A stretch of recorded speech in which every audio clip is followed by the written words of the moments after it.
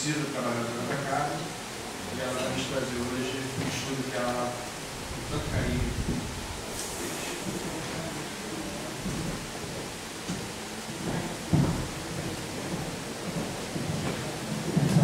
Boa noite. Bem, vocês já repararam que hoje nós vamos falar sobre reencarnação.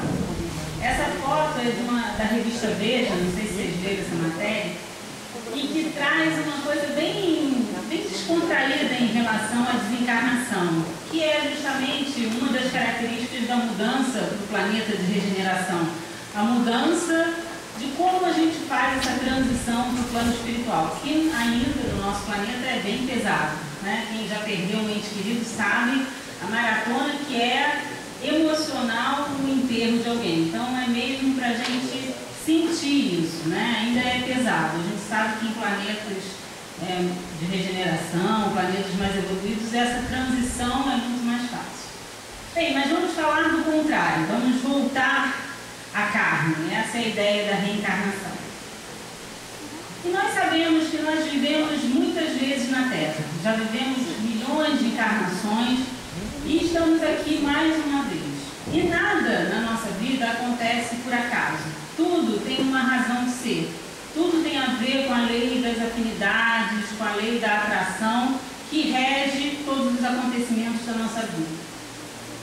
E é interessante porque é assim, né? Como se a gente estivesse no plano espiritual. Pode deixar aceso, senão o pessoal vai dormir. Como se a gente estivesse no plano espiritual arquivado todo o nosso planejamento reencarnatório e o que nós temos feito em cada volta sucessiva à carne. Hoje nós vamos falar especificamente sobre o planejamento reencarnatório e sobre o plano B. Conhecem o plano B? Tem alguns que conhecem o C, o D, outros planos também. É interessante que na verdade eu me inspirei no livro do Simonetti, que é o Plano B. É um romance, vale a pena ler, é gostoso, e ele vai contando a história e vai explicando teoricamente, dentro da doutrina espírita, o que é o plano B, né? E por que acontece isso.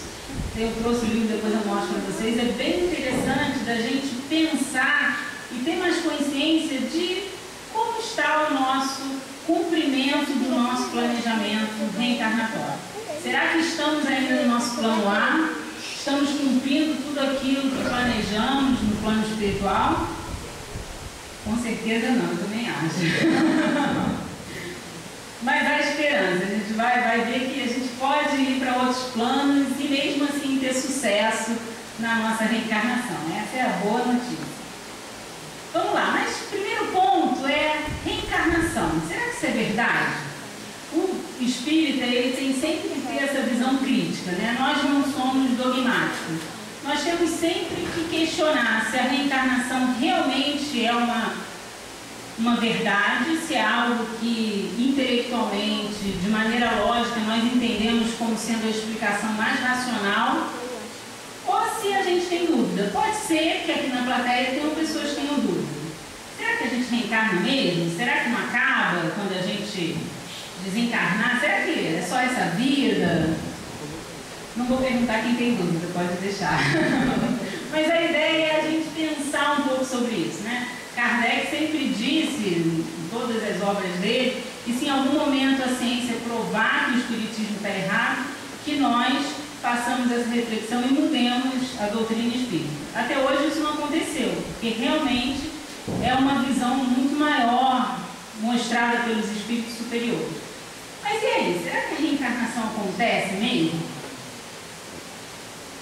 No livro Fugindo da Prisão, o Richard Simonetti dá um dado bem legal, bem brasileiro. Ele diz que metade da população brasileira aceita o princípio das vidas sucessivas. Acredita que a gente volta mais de uma vez à carne. E é interessante porque eu acho que todos nós temos que nos perguntar isso.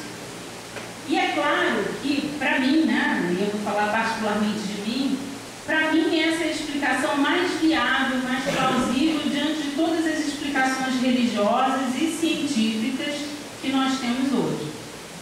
O que acontece? Na verdade, a reencarnação, ela explica, ela mostra, ela faz com que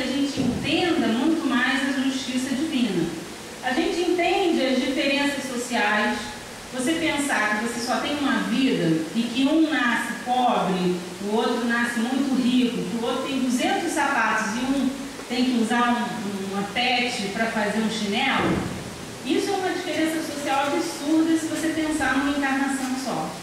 Agora, se você pensar que você tem várias vidas e cada uma vai te proporcionar um tipo de experiência, como lidar com a pobreza, como lidar com a abundância da riqueza, como lidar com diversas situações em relação até ao dinheiro, a gente começa a entender um pouco melhor a justiça divina. A gente começa a entender melhor por que alguns são gênios, por que tem algumas crianças prodígios, por que alguns vêm e dão um salto quântico aí no nosso conhecimento, trazem uma teoria diferente. Nós entendemos, e para mim, sua mãe, eu acho que essa é a coisa mais consoladora em relação à reencarnação, do porquê que uma criança nasce cega, do porquê que a outra tem síndrome de Down, porquê que uma tem deficiência mental, porquê que uma criança tem um acidente na flor da idade. Eu tive um tio, irmão da minha mãe, ele com 6 anos pegou poliomielite. Meu avô levou ele para visitar os pracinhas e ele era um menino louro, de olho claro, uma criança linda, pegou poliomielite, passou a vida inteira fazendo milhões de operações, uma vida muito sofrida, mas virou um juiz, foi uma pessoa que superou isso tudo. Mas, teoricamente, você olha, se você não acredita na reencarnação, ou se você não considera a reencarnação como uma explicação viável para as diferenças que nós temos nesse mundo, a gente não consegue aceitar muito esses fatos do dia a dia e da vida. Bem, eu trouxe aqui algumas... Vou tirar isso aqui. Eu gosto de trabalhar muito com perguntas, né? Peraí. Então eu trouxe aqui, dá para passar aqui, do outro lado? Não sei, né? Peraí, então deixa eu pegar o outro. Tem que clicar lá. Algumas perguntas que a gente pode se fazer. Esse site é bem legal, é o site No Mundo Maior, que ele coloca algumas perguntas para a gente se inspirar aí.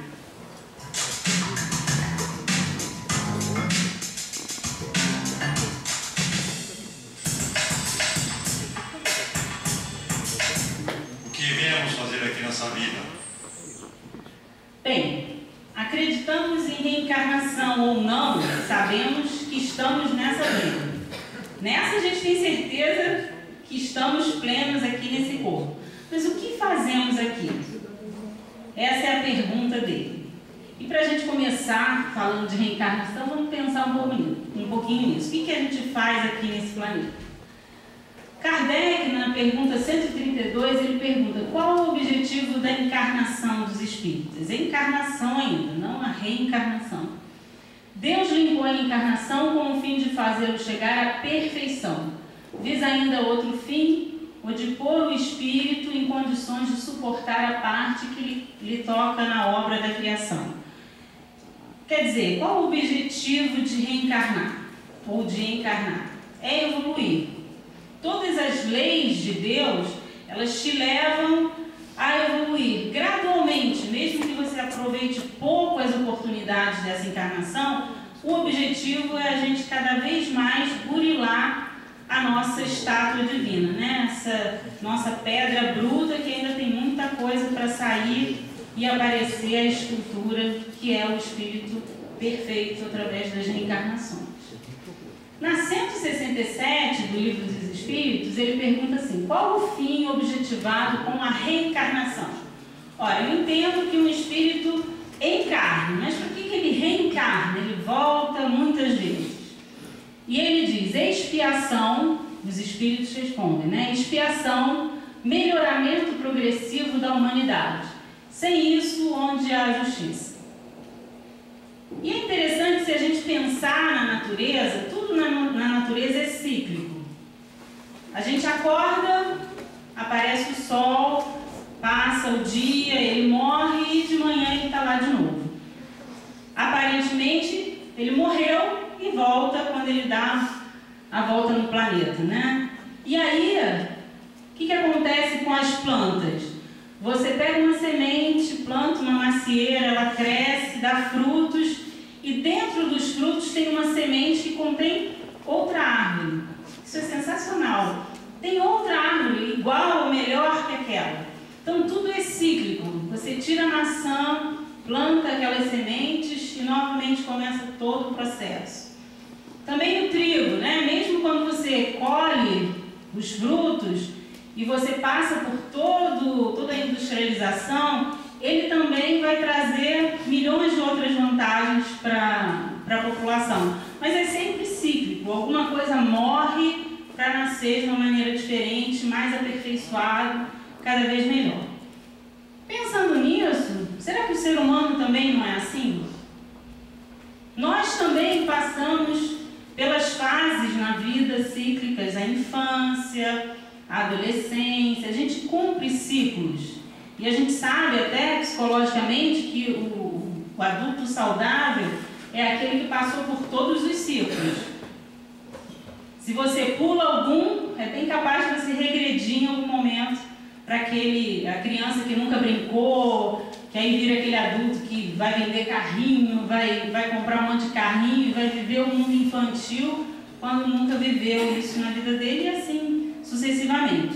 Mas é interessante a gente pensar que a reencarnação também é isso, é esse ciclo do espírito. Nós vivemos uma vida, aprendemos algo, voltamos para o plano espiritual, reencarnamos, aprendemos mais alguma coisa e assim sucessivamente. E aí, quando a gente pensa nisso, a gente tem que pensar que tem que ter um plano. As empresas têm planejamento estratégico, a gente quando pensa em mudar de casa faz um planejamento financeiro, tudo na vida você faz um plano. Com certeza a gente copiou isso de algum lugar. Que as pessoas sempre acham assim, será que no plano espiritual tem tempo? Será que no plano espiritual tem cadeira? Tem tudo, porque a gente copiou de lá. Na verdade, eles não copiaram daqui, a gente é que copiou de lá. É que a gente tem uma ideia errada de que o plano espiritual é uma fumacinha. Não nós aqui, acho que nós já temos uma ideia melhor. Mas as pessoas ainda acham que o mundo espiritual é um mundo muito etéreo. E não é verdade, né? Mas vamos lá. Plano reencarnatório. É interessante a gente ver o seguinte, todo mundo tem um plano reencarnatório, mas boa parte dos espíritos que reencarnam, eles obedecem aos imperativos da natureza, das leis do automatismo. A maioria dos espíritos que estão abaixo dos medianos, eles encarnam automaticamente. Atraídos pelo quê? Pela lei da afinidade, pela lei da evolução, da sintonia, quer dizer, são atraídos para os grupos familiares, para o país que ele tem afinidade. Então, por que acontece isso? Porque a gente precisa reencarnar muitas vezes, seria um trabalho desnecessário para os espíritos fazer um planejamento para espíritos que não estão ainda com uma consciência de evolução. Eles ainda precisam evoluir no dia a dia para conseguir então começar a ter consciência e planejar o que vão fazer em cada encarnação. Chega uma hora, quando você evolui até um determinado ponto, que a gente não sabe exatamente qual é, né? Que a reencarnação ela se torna mais sofisticada. O que é isso? O próprio reencarnante pode fazer o seu planejamento com os seus mentores. É claro que sempre com uma orientação dos mentores. Mas ele participa efetivamente, escolhe. E é interessante, há muito tempo atrás, não sei quanto que eu já estou ficando velha, a gente fez um encontro aqui no Fabiano, Paulo deve lembrar. Não, né? Claro que não. A gente fez um encontro que era sobre planejamento reencarnatório e a gente tinha que planejar a reencarnação de um espírito, de uma mulher. Nossa, gente, todos os grupos foram tão severos. Coitada, a mulher ia pagar tudo numa encarnação só. Foi você? Eu lembro disso porque a gente queria pagar tudo, a gente queria fazer a encarnação dela assim, militar. Ela ia todo dia sofrer um pouquinho. E essa não é a ideia, né? Algumas pessoas perguntam, poxa, mas se o espírito vai vai dizer e vai opinar no planejamento dele, ele pode pedir assim, uma Ferrari, uma casa de frente para o mar, né? Ser muito bonito. A maioria de nós, quando estamos com uma visão ampliada do plano espiritual, nós buscamos o quê? A melhoria. E aí a gente às vezes é muito severo. E os mentores ajudam nisso, a gente a olhar um plano que seja possível de se cumprir naquela encarnação. Na pergunta 258, Kardec pergunta assim: quanto na erraticidade, quer dizer, na espiritualidade, antes de começar nova existência corporal, tem o espírito consciência e previsão do que lhe sucederá no curso da vida terrena? E eles respondem o seguinte: ele próprio escolhe o gênero de provas, porque há de passar e nisso consiste o seu livre-arbítrio. Isso está lá no Livro dos Espíritos. Isso deve ser muito legal, né? Eu acho que é sensacional você pensar em sentar uma prancheta lá no planejamento reencarnatório e pensar como vai ser a sua vida, a próxima encarnação. Deve ser um desafio muito bacana. Eu não sei se ainda passei, se eu já passei por isso, né? Não sei, não tenho visão ainda se já passei. Espero que sim, né? Se estamos na mediana, eu espero que todos nós tenhamos passado por isso. Na 258 ele continua perguntando: do fato de pertencer ao espírito a escolha do gênero de provas que deve sofrer, seguir-se-á que todas as tribulações que experimentamos na vida, nós as previmos e buscamos? Será? Será que a gente sentou lá e disse: olha, vai acontecer isso comigo, vai acontecer aquilo, eu quero que aconteça isso? O que vocês acham? Mais ou menos, né? É muito detalhe. Se a gente não cumpre o plano geral, imagina se a gente fizesse esses detalhes. E é o que as pessoas questionam do destino, do karma, da gente achar que estava tudo escrito. E aí eles falam assim: todas não, porque não escolhestes e previste tudo que vos sucede no mundo. Escolhestes apenas o gênero das provações. Isso é bem esclarecedor, né? Você não vai pensar o que vai acontecer, você vai pensar, você não pensa o como vai acontecer, você pensa o quê? Olha, o gênero da prova é esse, mas como vai se dar? A lei da afinidade, da sintonia, de tudo que tiver ao seu redor é que vai te atrair para você algum acontecimento desse gênero. Previstos só são os fatos principais, os que influem no destino, quer dizer, são os pilares que vão realmente indicar a direção. E tem uma figura boa que o Richard Simonetti usa nesse plano B, que é como se fosse um livro da sua vida. Você só planeja o sumário, só os títulos dos capítulos.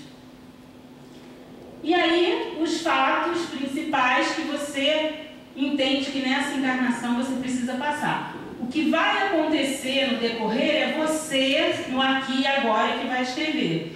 Por isso que os psicólogos falam tanto do aqui e agora, que alguns entendem como uma coisa materialista, mas não é. É a posição mais efetiva que você tem de ação na sua vida. É o que você pode fazer agora.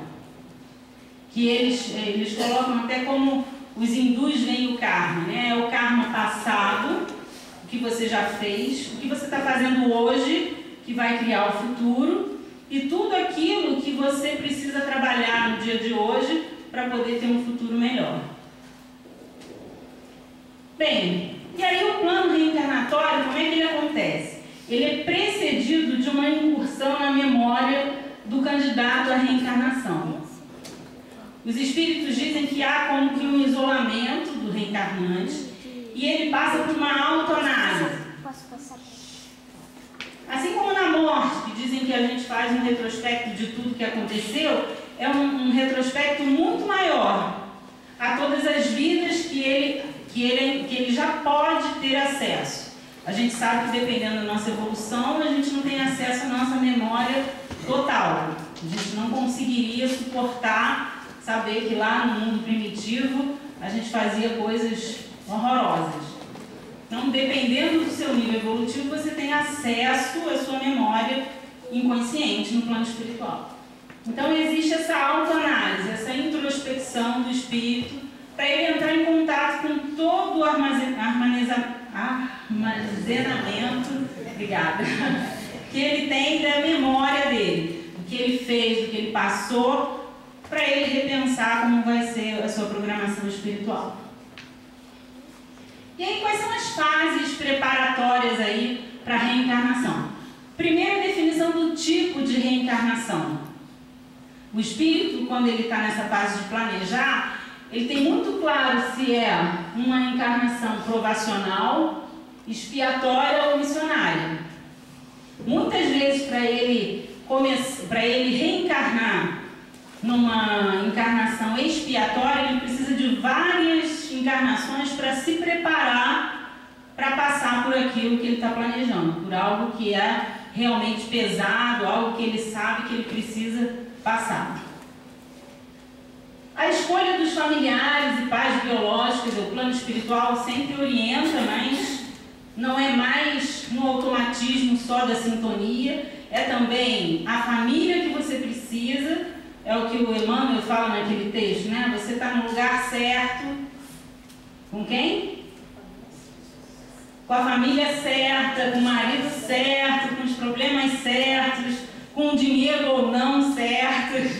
É tudo que você pediu para aquele momento, para aquele cenário que você montou, para conseguir evoluir em determinadas atitudes e características.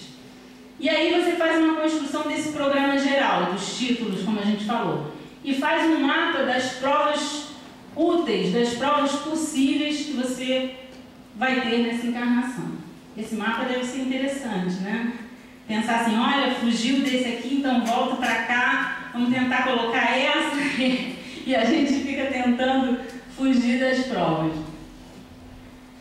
O sexo, se você vai ser homem ou mulher, quer dizer, o que cabe mais naquele plano reencarnatório e o quanto que você se sente bem, né? Eu tinha um amigo que dizia que nunca, ele era espírita e ele dizia que nunca ia reencarnar mulher. Eu disse, precisa evoluir muito ainda, então. Porque é verdade, tem homens que têm essa dificuldade, né? A mulher talvez seja mais fácil de pensar na possibilidade de reencarnar no outro sexo. Eu lembro na mocidade, a gente fez uma dinâmica uma vez, que era você se imaginar no sexo oposto. Pensar você reencarnando como homem, como mulher. E foi uma atividade super interessante, da gente pensar como eu seria como homem. E nessa época que ele disse que isso ele não conseguia pensar. E aí sim, aí começa toda a vinculação com a mãe. Toda a parte bioenergética, de vinculação mental e afetiva, para esse espírito conseguir se conectar ao óvulo. Ao ovo, né? Ao óvulo não, já ao ovo. E aí uma outra coisa, a gente pensa cada detalhe do novo corpo. Predisposições a doenças, má formação de algum órgão, de algum membro. Isso é interessante para a gente pensar se a gente rejeita alguma parte do nosso corpo, que muitas vezes somos nós que pedimos. Pedimos para ter problemas com a balança, para quê? Para não abusar da comida, para não ficar muito vaidosa. Pedimos para ser mulher, para enfrentar a tripla, quádrupla jornada. Pedimos tudo o que tem no nosso corpo, inclusive as más formações. Pode ser até, e aí pode ser uma dúvida que vocês tenham, que o mentor tenha dito, olha, é melhor você vir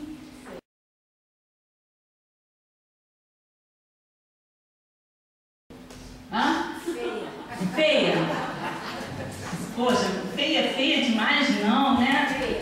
Mas por quê? O mentor vai sempre orientar de acordo com o que você fez com a beleza. Se você usou mal a beleza, se você seduziu, acabou com vários casamentos, acabou com a sua encarnação, se suicidou por causa da beleza, né? A gente vê Marilyn Monroe, com certeza a outra encarnação dela não foi bonita. Se você pensar na lógica de tudo que aconteceu com ela não era uma mulher bonita, não sei, né? Tem que ver as notícias aí do plano espiritual. Mas pensando logicamente, os espíritos ajudam a gente a criar um corpo que vai facilitar o cumprimento do plano reencarnatório. E aí, o espírito candidato a essa nova reencarnação, ainda no plano extrafísico, ele passa pelo processo de miniaturização. Sabe o que é isso? Eu, quando falo disso, sempre lembro do seu Milton, no grupo de estudos do Livro dos Espíritos, que ele diz assim: quando eu reencarnei, eu não virei esse Milton com bigode, com esse óculos. Não, a miniaturização é você perder as formas que você adotou no plano espiritual e deixar em germe em todas as suas memórias e ir criando esse corpo já para ser ligado ao ovo. O interessante aqui é o que acontece com a memória. Quando acontece esse processo de miniaturização, com certeza ela fica minimizada também, né?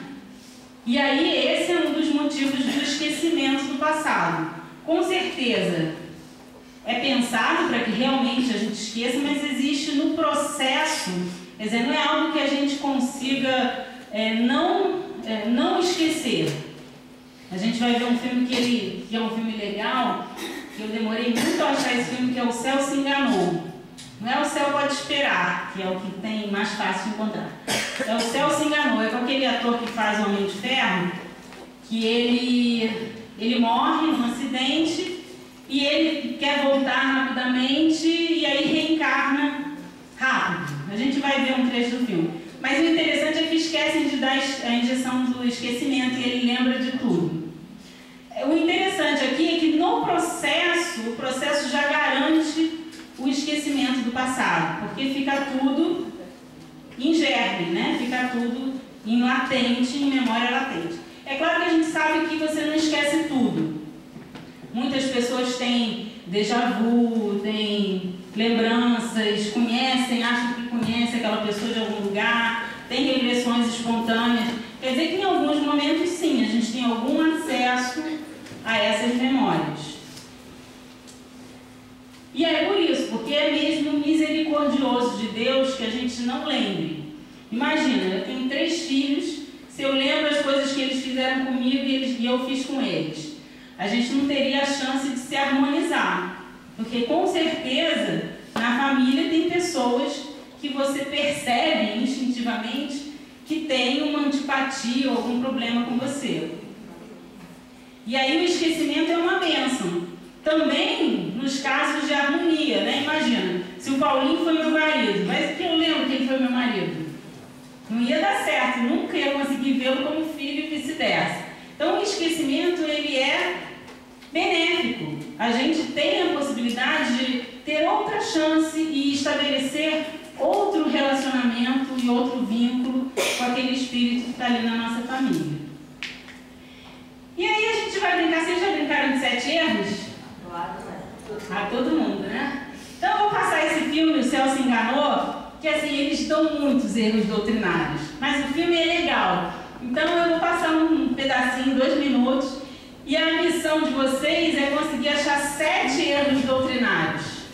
Depois a gente vai ver, tá bom?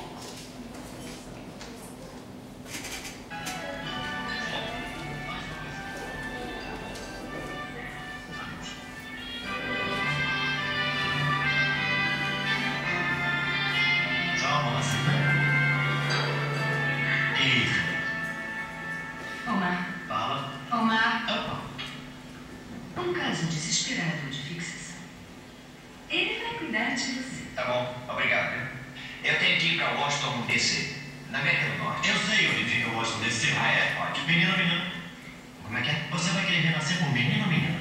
Não, eu não quero renascer, eu só quero voltar para minha casa, assim como eu sou, entendeu? Isso vai ser você. Vocês têm de corpos nesse momento. Olha, você é uma alma, um espírito. E eu vou lhe dizer uma coisa. O único jeito de você voltar é renascendo. Hã? Algum problema com isso? Eu acho que não.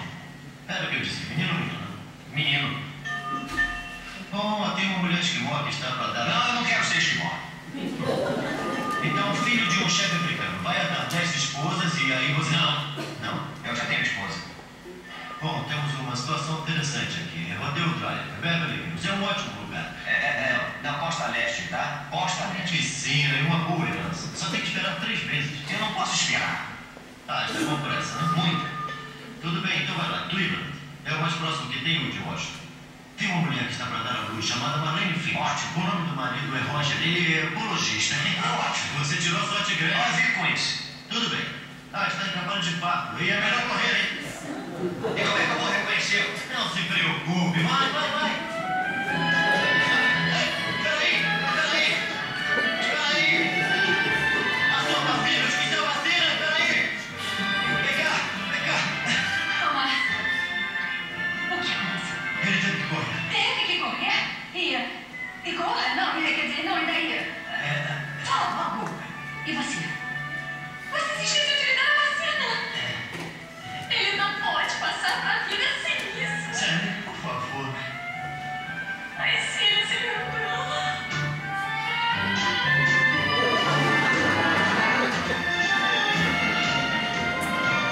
Ah, o filme é muito divertido, vale a pena ver. Não sei se a gente encontra, né? Mas na internet dá para baixar também. Ele, claro que chega uma hora que ele lembra e ele se apaixona pela filha e quando ele vê... Ficou alto, né?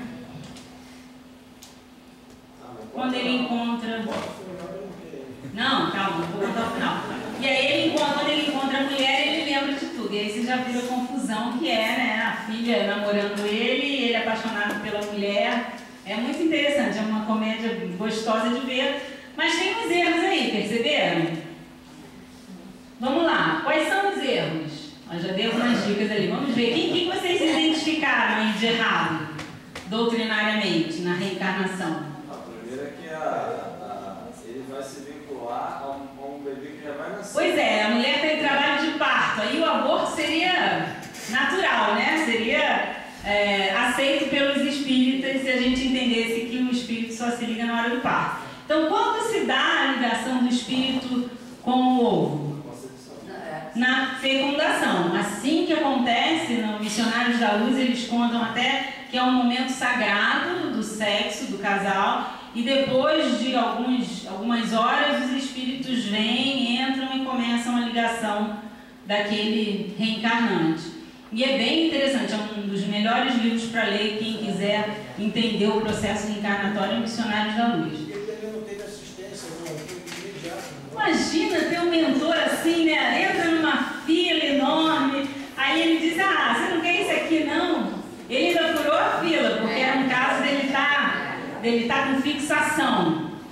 Ele estava com fixação, não teve nenhuma doutrinaçãozinha, esclarecimento, para ele entender onde ele estava. O que mais? Ele não esperou para reencarnar, já morreu e já estava lá para... Pois é, isso é uma polêmica, né? A gente sabe que os espíritos não reencarnam rapidamente, mas pode acontecer.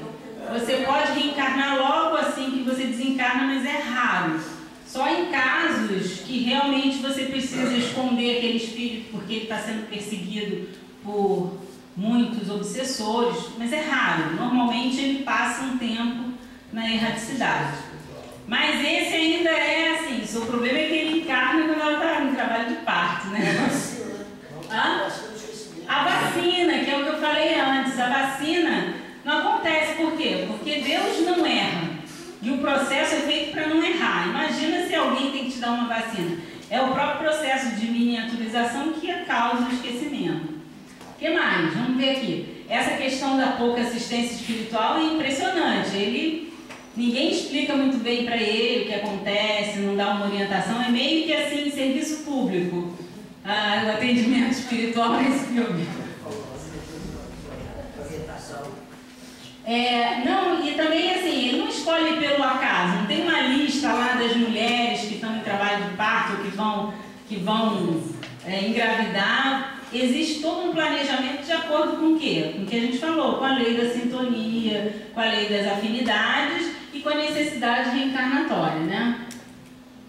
E o plano espiritual não erra, quer dizer, esse filme não é um filme que possa acontecer, porque a gente sabe...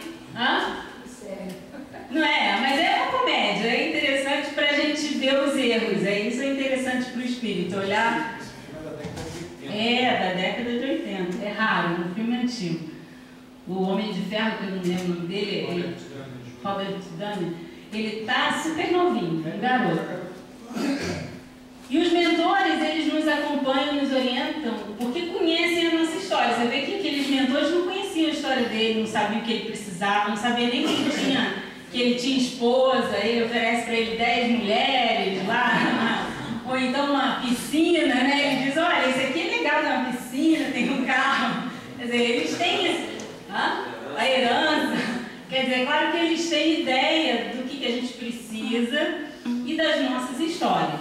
E mesmo aqueles que não têm, a gente vê nos livros de André Luiz, que qualquer espírito que está lá no plano espiritual ajudando, ele tem a capacidade de entrar e olhando para você, mentalizando, perceber a sua história mental, as suas experiências. E também, isso a gente já falou, né, que eu acho que é o mais gritante, que a mulher está em trabalho de parto, e a reencarnação não é imediata, é raro que isso aconteça. Ok, acertaram todas, viu? Muito bem. Foi legal, os 7 erros. Bem, aqui tem mais uma dúvida para a gente pensar. As almas são todas destinadas a se unirem a outra alma? E essa é uma pergunta recorrente, né? A gente reencarna com a nossa alma gêmea?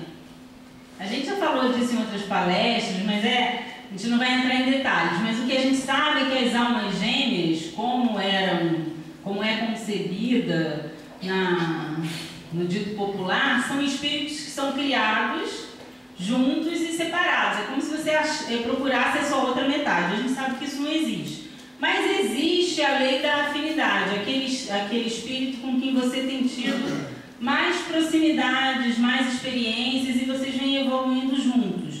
É o que a gente chama de espíritos afins. Então o espírita, né, entende a alma gêmea, que é também uma polêmica no meio, porque tem vários textos interessantes para a gente ler sobre isso, mas a gente entende a alma gêmea como esses espíritos que têm uma afinidade e reencarnam há muito tempo juntos. Então vamos ver. A gente se reúne pela simpatia, né? E muitas vezes a gente não tem um espírito só que é a nossa alma gêmea. Tem vários espíritos que têm afinidade, que a gente já reencarnou e que a gente pode criar uma família com essas pessoas. Assim como outros tipos de vínculo, como amizade, como parceria profissional, como vários outros. Mas tem uma outra dúvida interessante sobre reencarnação. Existe relação espiritual entre amigos? Pois é, será que existe? O que vocês acham? Dizem que os amigos são a família que nós escolhemos. E normalmente tem espíritos que vêm mesmo como apoio na nossa vida, né? São aquelas pessoas com quem a gente pode contar. Então sim, os amigos normalmente são velhos companheiros de outras encarnações, às vezes um mentor que reencarna com a gente para nos apoiar nessa encarnação. Essa foi fácil, né? Então vamos lá, mais um.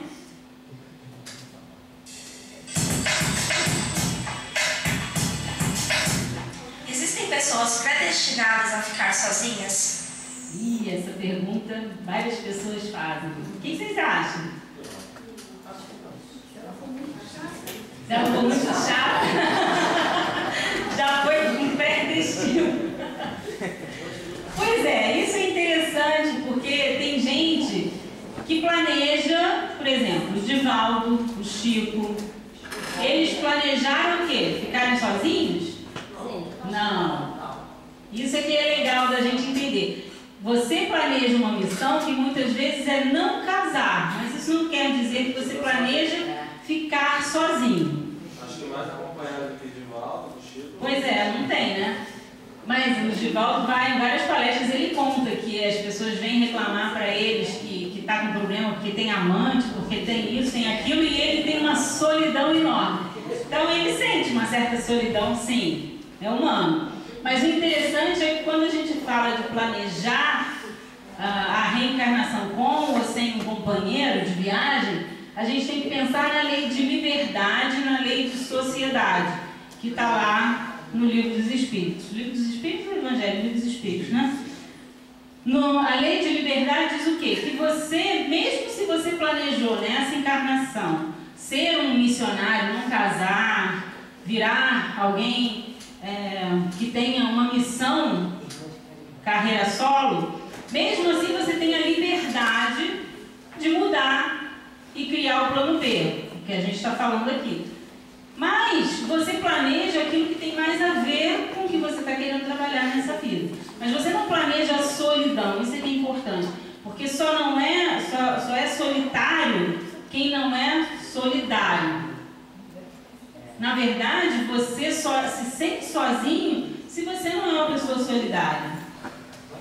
A gente não planeja isso, né? Deus, o celibato não é algo natural, não é algo que Deus quer no planejamento. Isso é uma regra da igreja, que a gente sabe que foi criada lá, para concentrar riqueza só para a igreja. O celibato não é planejado. O que é planejado é que você pode ter uma missão, que mesmo assim você pode ter um namorado, você pode ter um companheiro. Isso não influencia, pelo contrário, às vezes até te ajuda. E a lei da sociedade, que é essa questão de você ter essa possibilidade de ter contato com todo mundo. O ser humano é gregário. Então a gente não planeja a solidão. Não planeja ficar sozinho. A gente planeja ter uma missão. E que isso muitas vezes a gente planejou fazer sozinho. Mas que de repente pode até mudar isso, porque você tem liberdade, tem livre-arbítrio. Ok? Entenderam? Bem, e aí quando a gente fala no plano B, será que a gente se compromete, a gente compromete a nossa reencarnação, se a gente acionar o plano B, quer dizer, se a gente não cumpre aquilo que a gente planejou e refaz o caminho? Não, na verdade não, porque os espíritos dizem que poucas pessoas seguem o planejamento. Mas o que acontece? Na verdade a gente perde mais tempo consertando os estragos do passado do que edificando o futuro. O problema é que a gente faz tanta besteira no meio do caminho. O problema é mudar o plano, o problema é que a gente muda para a rota contrária. E aí, em Missionários da Luz, o Espírito Manassés diz que os que mais estão fazendo aqui na Terra estão fazendo em torno de 50% do que poderiam fazer. E aí eu espero que ele esteja falando da gente, né? Porque senão... Quer dizer, mesmo aqueles que estão cumprindo, cumprem só 50%.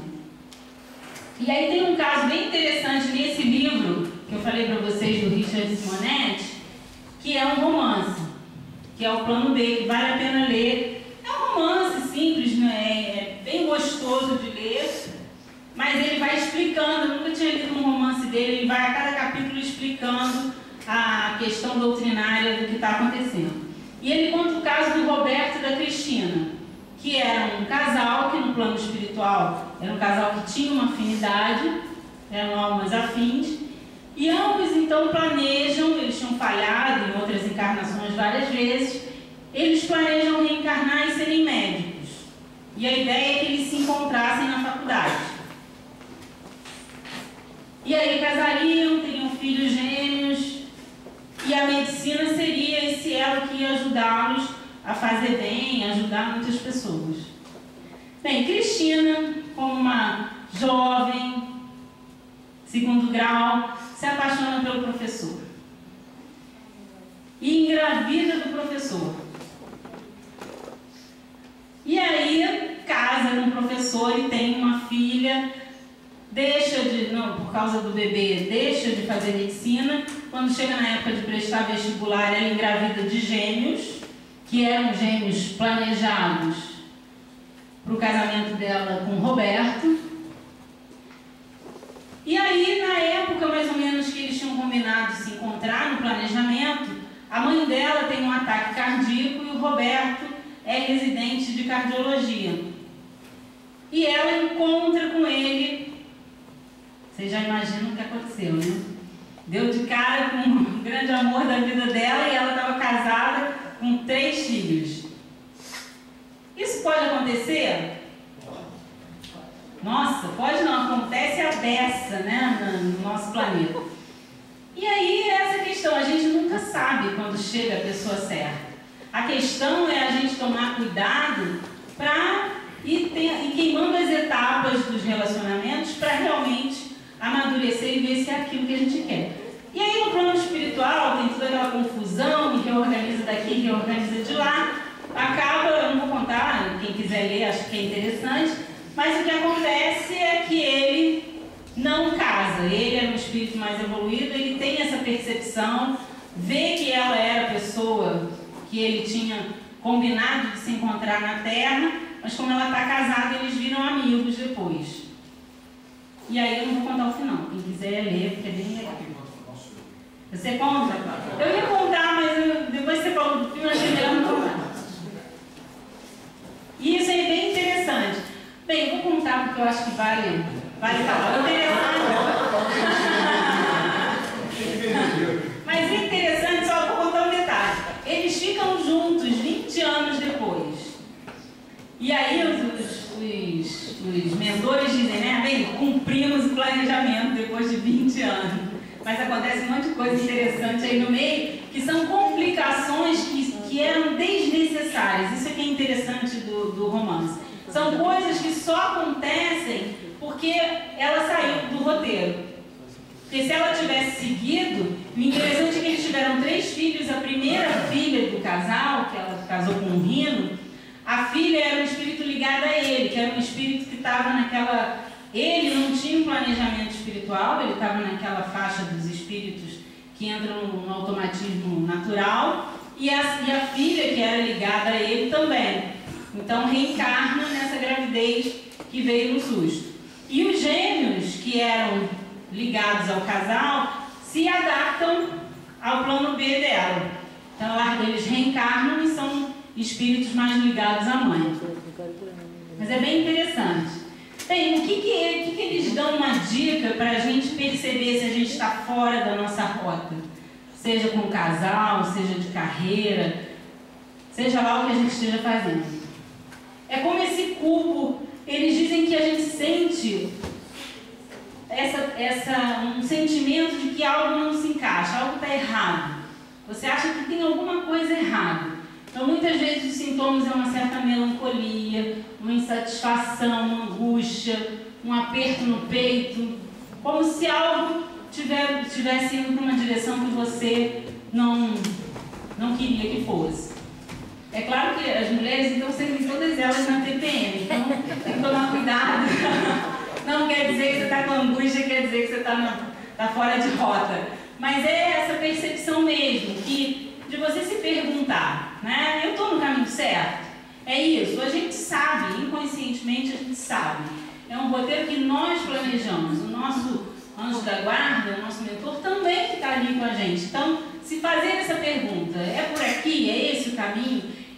Desenvolver mais essa consciência de para onde estamos indo. Já que o nosso roteiro é a perfeição e não a ambição, não aproveitar as oportunidades só materiais, é a gente perceber qual é o roteiro que a gente tem que ter. E lembrar sempre que há sempre muitas respostas certas. Eu gosto muito disso, assim, não existe só uma resposta certa. Tem muitas respostas certas para a mesma pergunta. O importante é a gente entender que mesmo saindo da rota, ainda pode ser uma resposta certa. A diferença é o seguinte, quando se faz um planejamento, os espíritos te ajudam a ver a melhor configuração, a melhor situação para você evoluir naqueles quesitos. Quando você foge do plano, com certeza vão ter algumas coisas diferentes, que às vezes não vão ser tão propícias, tão boas, tão fáceis de administrar, mas que também é um plano viável que vai te levar para o mesmo lugar. O importante só é você ver se ele está na mesma direção do plano A. E lembrar que nós nunca estamos sós, né? Sempre pensar que a gente pode fazer essa pergunta porque alguém que a gente não sabe direito quem é, mas que a gente conhece emocionalmente, vai nos ajudar a achar essa resposta.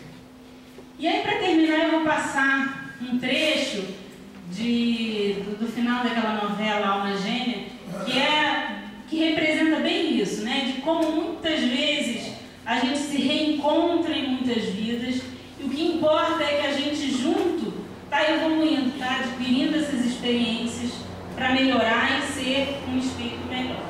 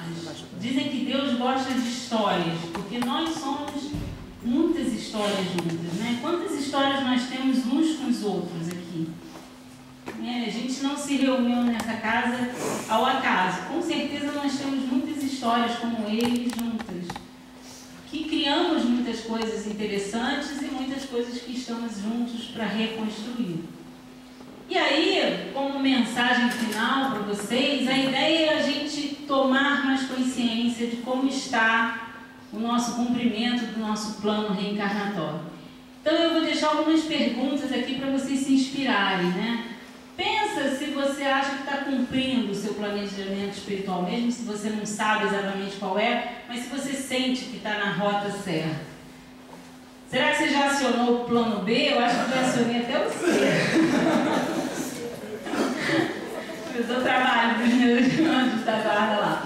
Quais as conquistas morais que você já teve? Quer dizer, qual é o balanço desse tempo, desses 20, 30, 40, 50 anos aqui na Terra? O que você já adquiriu de fortaleza moral, de conquista? Como você tem passado pelas suas provas? Quer dizer, você já entende como algo que faz parte do aprendizado, né? Você não vê mais como castigo, vê como evolução, como melhoria, como aprendizado. E o que você ainda precisa melhorar? Quer dizer, qual é a próxima meta? Eu acho que cada vez que a gente fica mais consciente desse nosso plano, mais fácil a gente vai cumprir o máximo que a gente puder dele. E lembrando só que o seu caminho é você quem faz. O roteiro, o planejamento é algo que os espíritos fazem para nos ajudar. Mas o caminho é nosso, a trilha é nossa. Então não importa se você escolheu o A, o B, o C, se você mudou tudo, não importa. Importa se você sente que está na direção certa. Se você está conseguindo melhorar e ser um espírito cada vez melhor. Maria tinha me pedido para falar sobre reencarnação e a vida se configura, né, te trazendo isso. Quando eu li esse livro, eu disse, a gente tem que falar de plano B, que tem tudo a ver com a nossa vida mesmo, de quanto que a gente muda e vai fazendo coisas que a gente no início da vida achava que iam ser totalmente diferentes, né? Obrigada, boa noite. Eu espero que a gente possa cada vez mais cumprir e ser feliz, porque esse é o roteiro, é chegar à felicidade da convivência e do dia a dia. Obrigada.